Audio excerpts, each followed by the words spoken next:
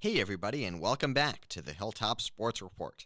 It's been a while since we last were with you, about a month ago, but we're back and ready for episode 6 of the show. My name is Jumpin Jack Carlson. In this episode, we're going to be focusing on Cornell College Rams softball. Without further ado, let's get this show on the road. Let's hit the music and start episode 6 of the Hilltop Sports Report right now. Let's go Rams! Let's go Rams!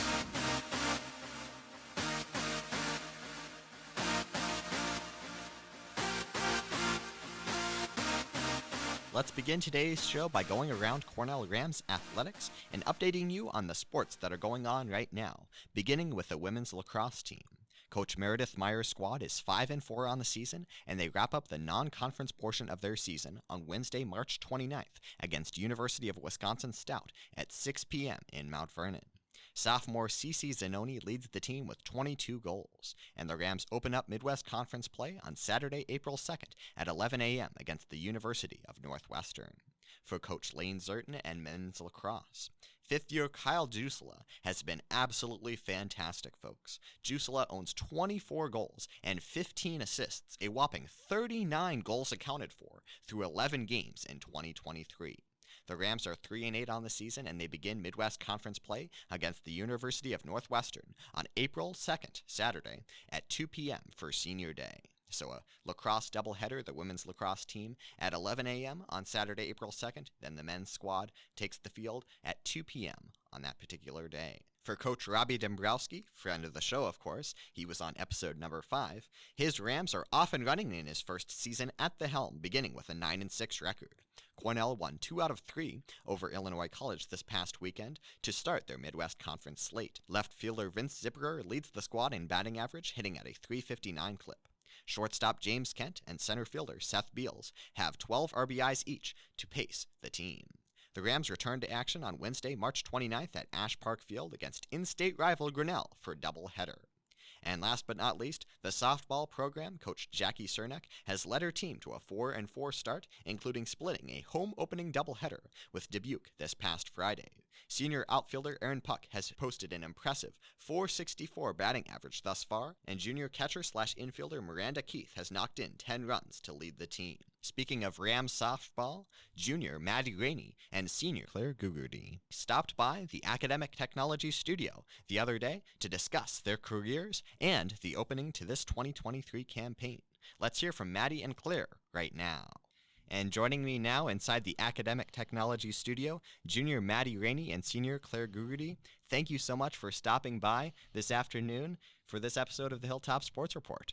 Yeah, thank you for having us. Thank you.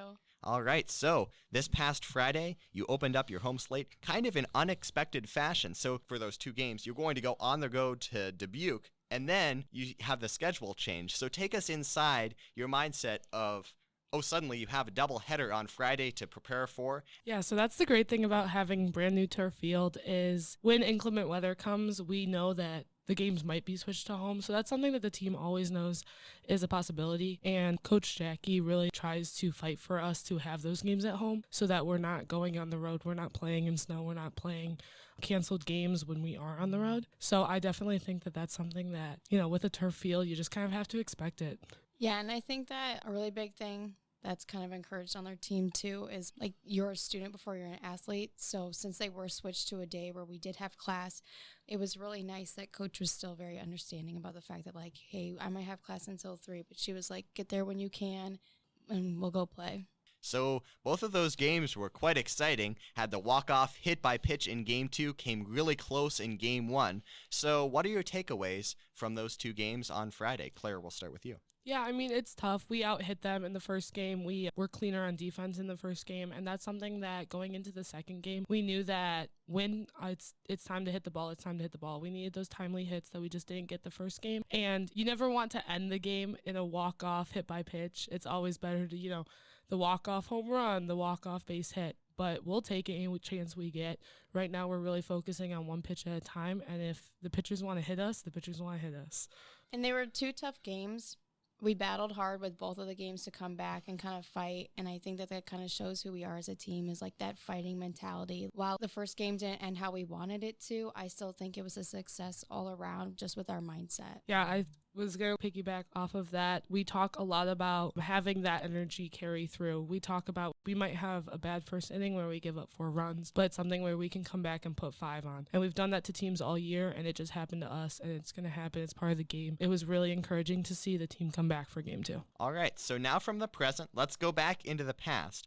When did you realize your love for the sport of softball, and how did that develop over time? Mady, we'll start with you. So as a kid, I was bad at sports and I didn't like sports. And so I know my love started when I started playing travel ball. I had played rec ball and whatever, and it was like a really big thing in like my town and like kind of around that area. I know travel ball is a huge thing in Illinois. And so mine basically started when I started travel, and I just kind of realized that like this was something that like I could do, I was good at, and I didn't really have to like fight to be good at it. I was really confident on the field, which was very different from my everyday life where I was with anxiety and stuff like that. I was someone who started my sports life out with soccer, and I remember being in maybe 5th or 6th grade going to my parents and saying, I think I know everything about there is to know about soccer. I want to try softball. And I don't know if it was that displaced confidence or arrogance or what that was, but I started playing more sports. I played volleyball, basketball, was too short for those. I used to ride horses and swim. That just kind of like fizzled out.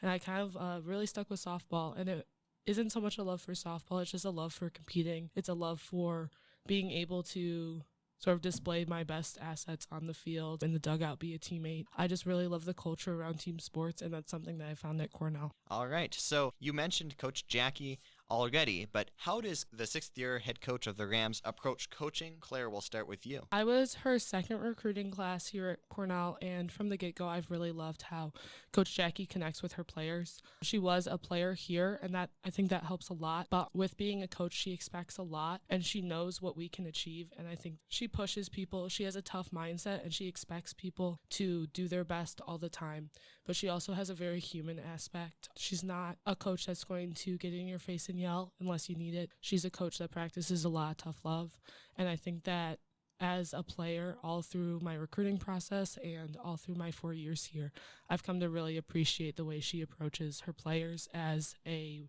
player herself, a student herself, and someone who expects the program to be better than it is right now, and it will be better than it is right now because of her. I think also as a coach, she does a very good job at allowing players to also govern ourselves. So while she writes the practice plan, she expects us to instill it, and I think that does a really good job at helping her create and allowing us to help start creating that team culture and like team first culture. And I think that just she does bring that humanistic aspect to the game as well. Now with the assistant coaches, how have they impacted your individual crafts? Because obviously Coach Jackie can't control everything in a big squad, so how do those assistant coaches and student managers kind of impact your own games? I am a catcher, so I'm part of the battery with Coach Paige, and she teaches an attack mindset.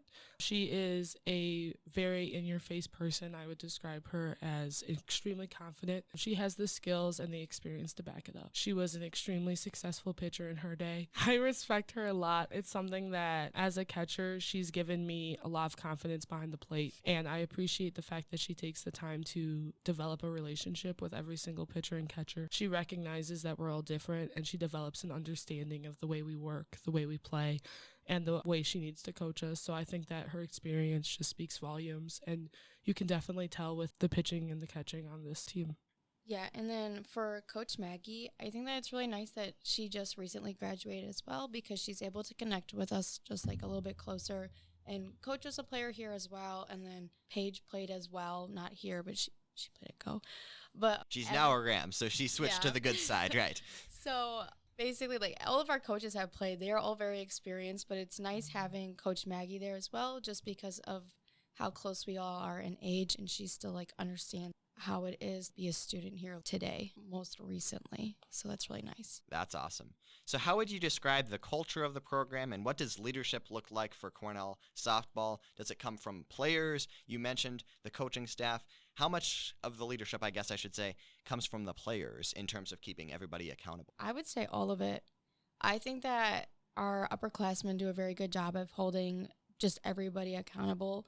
I think that we have set the standard for ourselves and we have set our goals for ourselves and we know that we can achieve them as a team. And so I think that it really stems from us. One of the biggest examples I can give for this is in the player handbook, there is a 5-minute rule where you have to be cleats on, ready to go 5 minutes early. And the players, we implement a 15-minute rule. So we go further past the handbook to make sure that we are ready to go. The expectation for ourselves is that we are always warmed up, ready to go when coach gets to practice. It's something that we take ownership of the level of work that we can get in at practice. We take ownership of the level of play we have during games, and I think that that all stems from upperclassmen and even underclassmen who have chosen to buy into that mindset. Well, that's awesome. And the Rams have won 4 of their last 6. Explosive offense has been the name of the game so far for the Rams this year. So how important is it to have this early season momentum going forward? I mean, last year we didn't have this kind of momentum until late in the Midwest Conference play. It was something that really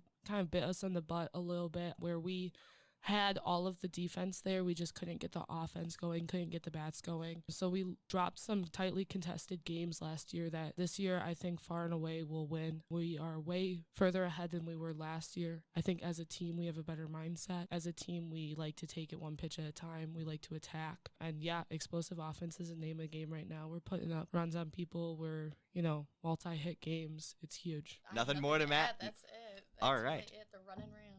The Runnin' Rams. All right, so softball game days involve exclusively double headers. So that's 14 innings in one day, and then on Friday, that ended up being 16 innings, game going into extra innings. So take me inside the preparation for 14, perhaps even more, innings in one day. I think it all starts with the moment that you wake up, or even I would argue the second that you go to bed that night before, just making sure that you're taking care of yourself beforehand and preparing yourself that, hey, you're going to have a long weekend. You need to get what you need to get done beforehand so that you can just dedicate everything that you have to those 14 less than, more than innings, because you never know what's going to happen and you just kind of got to get ready because it's a long day. Yeah, obviously the best case scenario is playing 10 and beating people in 5. Worst case scenario is playing upwards of 18 to 20 innings. I think that the idea that you need to focus on what you need to do to be prepared. You need to make sure you're getting your nutrition, your sleep, your water. Going to class, something as simple as going to class and taking that break away from softball can really set you up for success later on that day. And when we go to extras, it doesn't feel to us like we're doing extras. I think that during practice, we set the precedent that we want to get more than 21 outs. We want to do more. We want to hit more. We want to field more. So I think that that kind of mindset in practice, that competitive mindset really translated well to the game because, late in the 7th inning, we were able to put up runs when maybe the other team was burnt out. And so the reigning Midwest Conference Pitcher of the Week, Dalen Rhodes, with a 3-1 record on whopping 150 earned run average. So how important has Dalen's early success been for her individually and also for the squad? I mean, as a catcher, I love pitching and catching with Dalen because she's a competitor.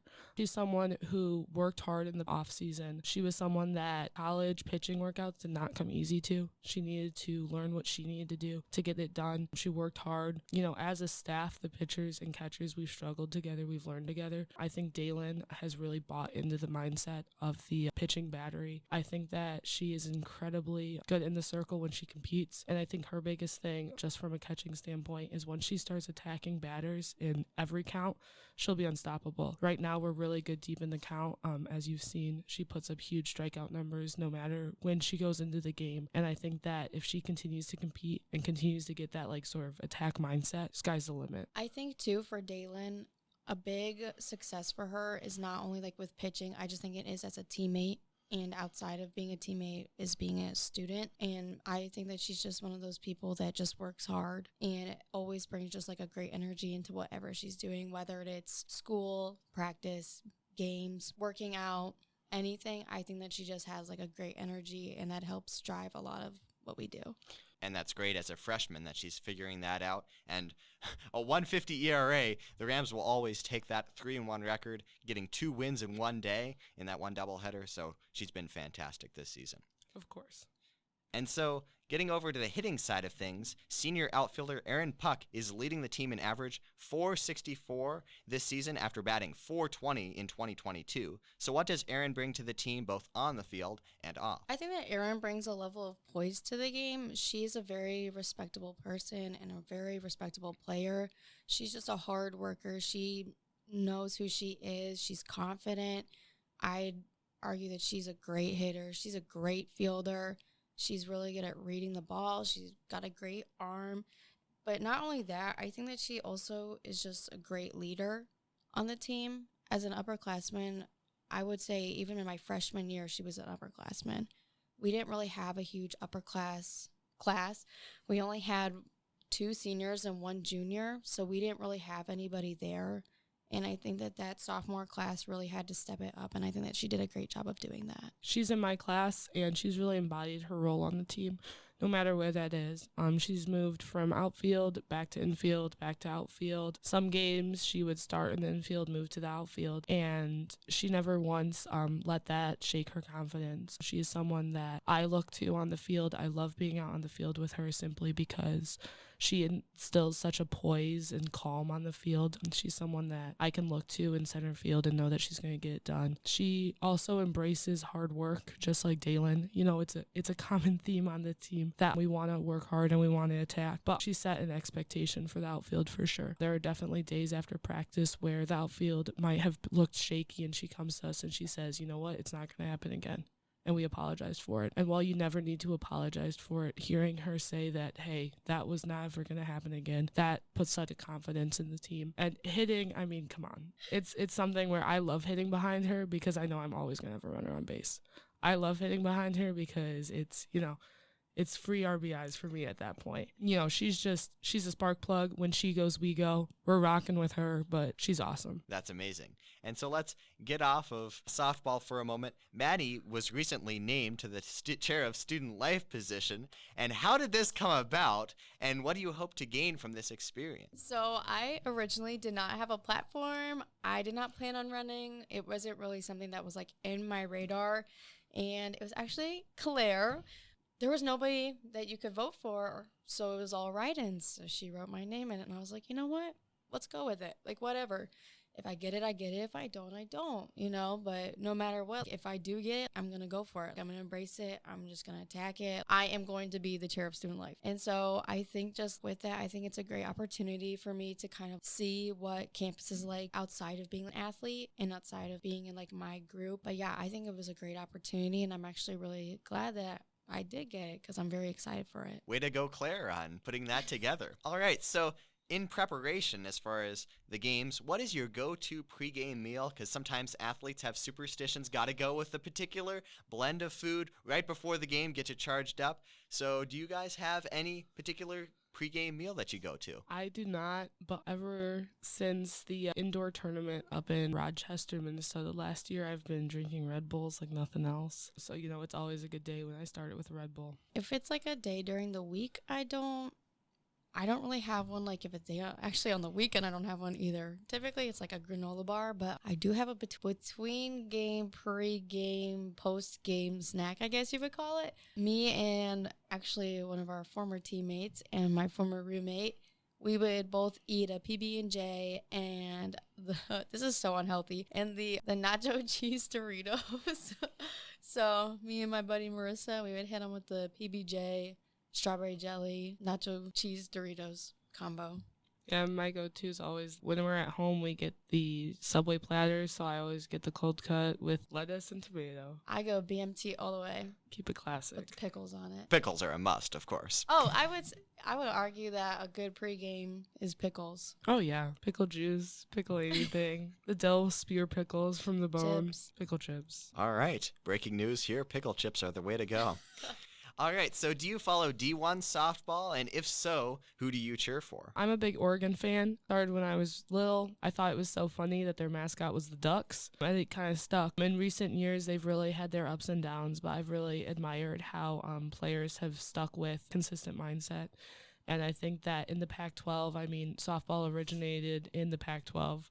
And I think that seeing the history that's there and also seeing all of the competitors in that conference is just I really look up to them, even though they are probably mostly our age now. Just the mindset and what you can learn from watching softball is incredible. I got to go with Washington. I love Sis Bates, and I think that as a team, they're very strong fielders. Like, their defense is very strong. Other than that, I'd probably say, like, Mississippi State or South Carolina. I know 2 girls that play there, and actually, South Carolina's pitcher, Jory Hurd, I played with her in high school. Mississippi State's one of their pitchers. She hasn't pitched a ton this year yet, but Bree Bauer, I played with her, too. I actually played with her since I started travel, so I'm dedicated to my former teammates.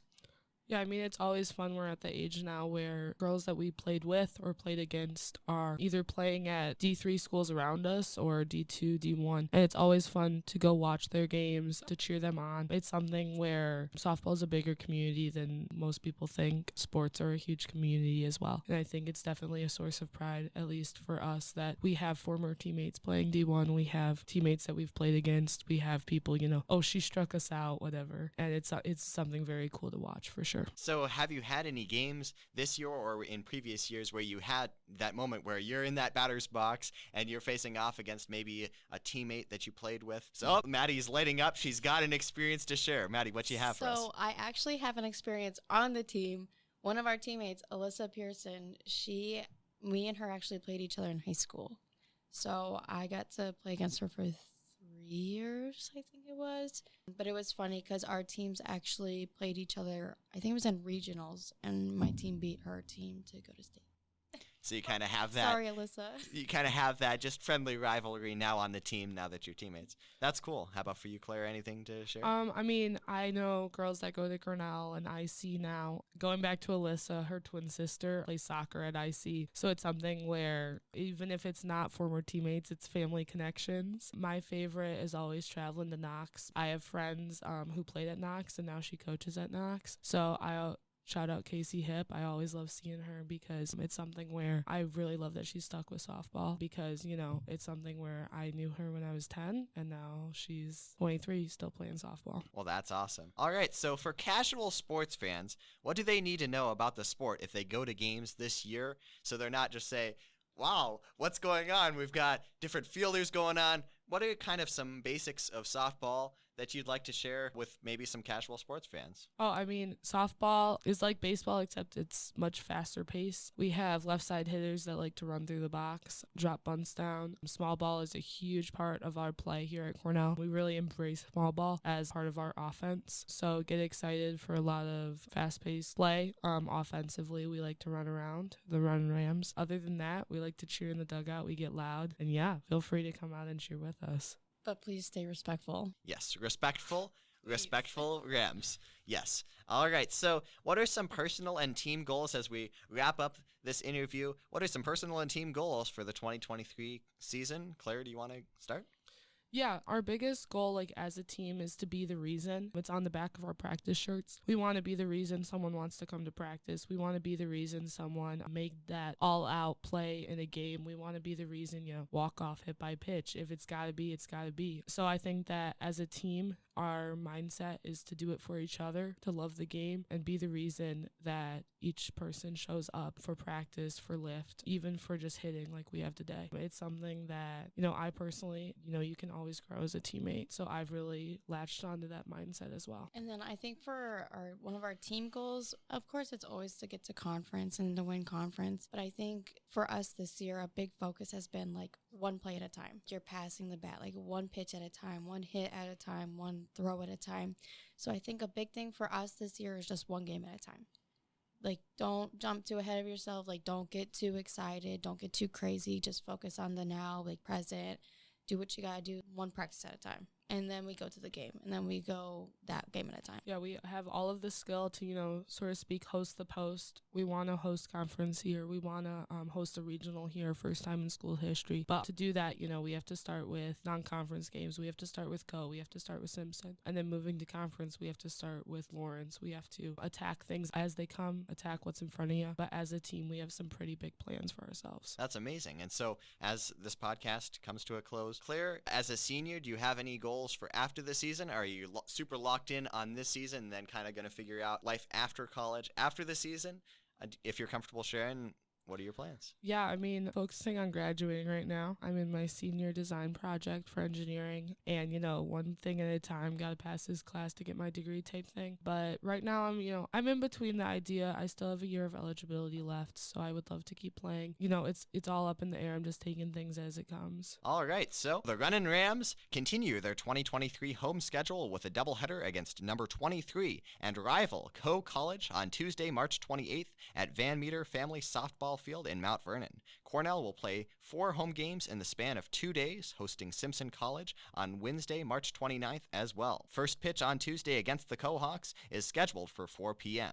We hope to see you there. Thank you to Claire and to Mady for stopping by, and best of luck to you and the team this season. Thank you. Thank you. Go Rams. Go Runnin' Rams! All right, well, one final bit of news to get to. The Hilltop Sports Report email is up and running. If you have any questions, comments, or stories about your time on the Hilltop relating to sports, send those our way. We'd love to hear from you, and that's at hilltopsportsreport@cornellcollege.edu. Once again, that email address is hilltopsportsreport@cornellcollege.edu. That'll do it for this episode of the Hilltop Sports Report. Thank you so much for listening, and keep an eye out on the Rams social media platforms and me on Twitter @JumpinJack123 for updates as to when episode 7 of the Hilltop Sports Report will drop.